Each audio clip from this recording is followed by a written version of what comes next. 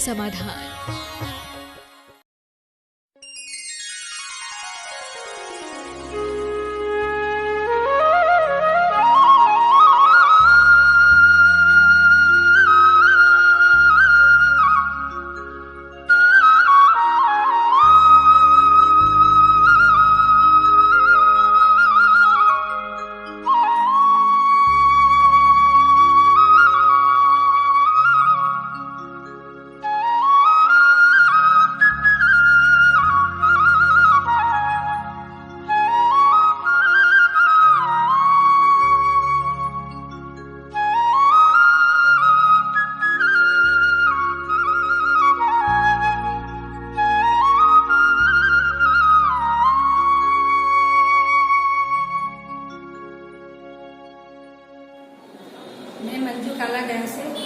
आज का प्रश्न ये है कि आज साइंस में लोग चांद में चले गए कहते हैं, और ऐसा भी सुना है कि सुशांत जैसे एक्टर है उन्होंने वहाँ पे प्लॉट खरीदा है। तो क्या ये अपने जैन धर्म के अनुसार इसको सही मानना चाहिए?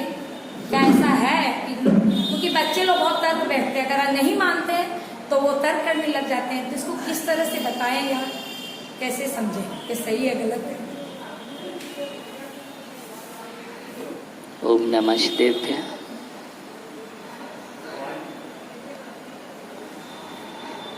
सबसे बड़ी बात यह है कि बच्चों ने पहले वर्तमान साइंस को पढ़ लिया है तो उनकी धारणा वैसी बन गई है। अगर वह बच्चे आप संस्कार देकर के पहले उनको आगम पढ़ाते, धीरे धीरे सिखाते, तो उनकी धारणा उस रूप में बनती। पहले वो आगम पढ़ लेते, बाद में अगर वो समझते तो धारणा उस रूप में बनती। बात सत्य है, जो जिसको पहले समझ में आ जाता उस धारणा को तोड़ना बड़ा मुश्किल होता है। आगम में 5 प्रकार के ज्योतिष देव हैं। 5 प्रकार के ज्योतिष देवों में हम जब देखते हैं जहाँ पर हम विराजमान है, सामान धरातल से लेकर 790 योजन ऊपर जाकर के ज्योतिष लोक प्रारंभ होता है। सबसे पहले तारे विमान दिखाई देते हैं, अर्थात तारे के विमान हैं। उससे 10 योजन और ऊपर जाते हैं तो वहाँ सूर्य का विमान है, अर्थात यहाँ से 800 योजन ऊपर सूर्य विमान है। 80 योजन और ऊपर जाएंगे तो चंद्रमा का विमान है। उसके बाद फिर ऊपर जाएंगे तो नक्षत्रों का विमान है। उसके बाद फिर ग्रह आदि का विमान है। सबसे ऊपर शनि ग्रह विराजमान है।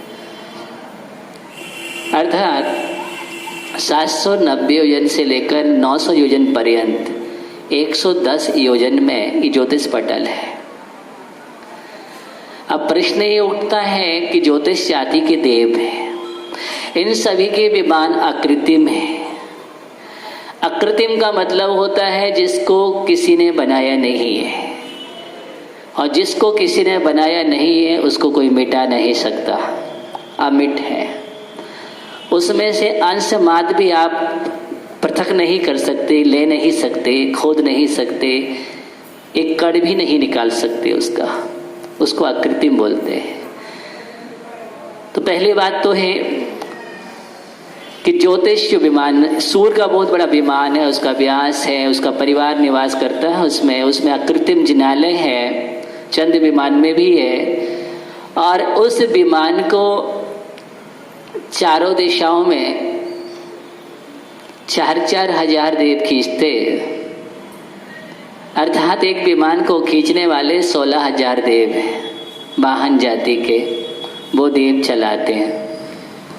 देखिएगा, अब प्रश्न अकृत्रिम जिनालय है, परिवार है। प्रश्न ही उठता, चंद्रमा ज्योतिष जाति का इंद्र है, सूर्य पितेंद्र है। पूरे में आवा ज्योतिष देव असंख्यात देव भरे हुए हैं, उनके विमान। अब उनके बीच में कोई वर्तमान का मनुष्य पहुंचना ही असंभव है। इतना साहस नहीं है कि देवों के बीच में पहुंच जाएं आप और आप वहां से कुछ लेकर के आ जाएं, संभव ही नहीं है। पहली बात तो आप आराम से उतर जाते हैं, वहाँ पर पृथ्वी देख लेते हैं, पृथ्वी खोद भी लेते हैं और वहाँ पर रहने की कल्पना कर लेते हैं।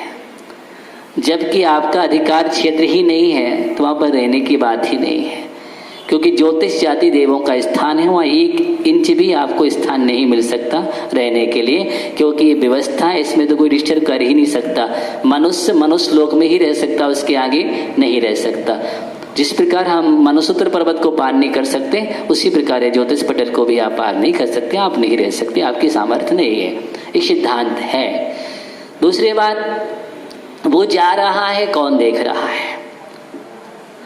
वहाँ से उन्होंने फोटोग्राफी की, आपको सैटेलाइट के माध्यम से सारी चीज़ दिखा रहे हैं, तो उन्होंने जो भी आपको वहाँ से दिखा दिया जाएगा आप उसको मान रहे हैं।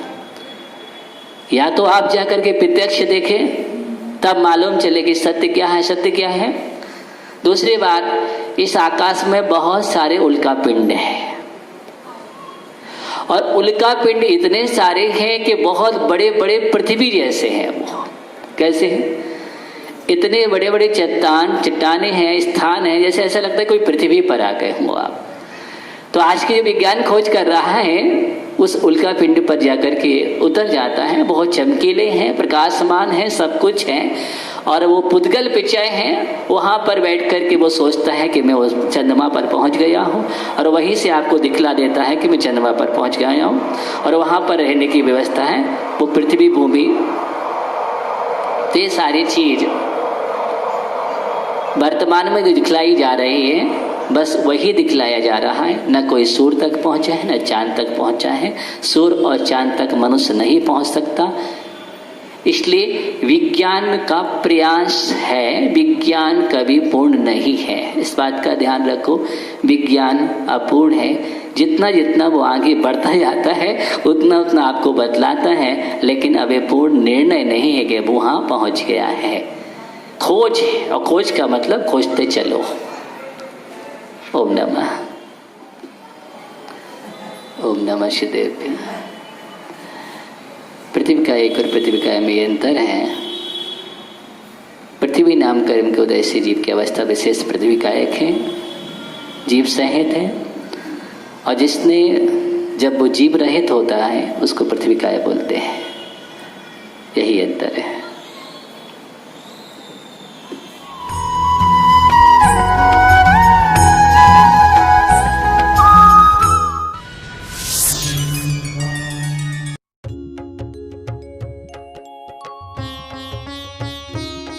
शंका समाधान।